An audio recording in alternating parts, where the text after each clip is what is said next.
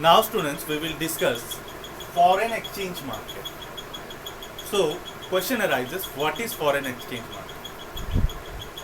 Students, for international transaction involve payments or receipts in currencies other than the home currency of the trading countries, we require foreign exchange market.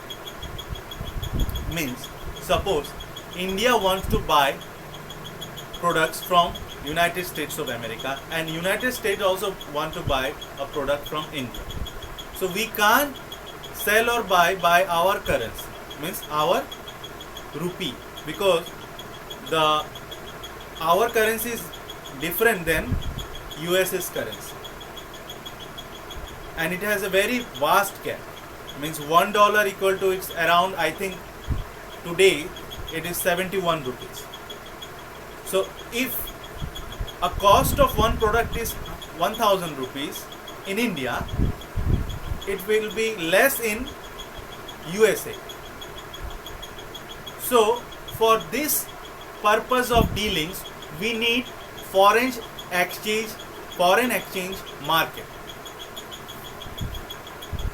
So the market in which different currencies are bought and sold for one another is called the foreign exchange market. Here we can sell not only with one country, we can sell and we can buy from different types of countries. Okay students? This market is a vehicle that makes possible the exchange of different national currencies. Here different type of currencies, more than 180 countries are there in the world, and we can buy a product or we can sell the product of our product in these countries through foreign exchange market. Understand students? Now students, we will discuss another very important topic, and it will help you in your future also to build your business or career, that is stock exchange. Stock exchange means a stock exchange is highly organized financial market where second-hand securities can be bought and sold. Its main function is to create a link between buyers and sellers. Suppose a company like Reliance. Reliance is a big company. So Reliance wants to sell its shares.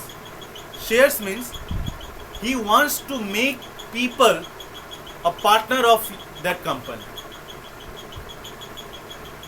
through which he can get funds for business. Because Reliance owner Mr. Ambani didn't go to door to door and told that please give me money, I want to build a big business. So what he will do, he will make his shares and he go to the stock exchange, and suppose one share is equal to 1200 rupees. So if you buy 5 shares, 1200 into 5, you are the partner of that amount of money or that amount of share. And when the Reliance shares goes up, means its profit goes up, suppose its 1200 shares goes to 2400 per share, so you will make, if at that time if you sell that share, you have a profit of 1200 rupees more, because you have buy that share with 1200 rupees and you are selling this share now in 2400 rupees. So 100% profit. So that type of market is called stock exchange. In stock exchange, you can buy different amount of shares of different countries. Even in India, in foreign countries, shares also. So share market is totally dependent on investors, means those who buy the shares. They are called investors. So there are different offices in India of stock exchange. In Guwahati also, in 1983, there is an office set up in Guwahati for stock exchange in Northeast also. So I hope students you have understand the stock exchange. Very important topic, students. Now the last topic is non-bank financial institution. Now the question arises, what is non-bank financial institution? The non-bank financial institution is divided into two parts, that is organized financial institution and unorganized financial institution. Organized means the organized non-banking financial institution include like IDBI, IFCI, IRDC. These are called non-bank financial institutions. They are also called development finance institution. Number two is investment institution like LIC means Life Insurance Corporation, GIC, that is General Insurance. Unorganized means unorganized non-bank financial institution include number of non-bank financial institution, financial companies. They provide whole range of financial services.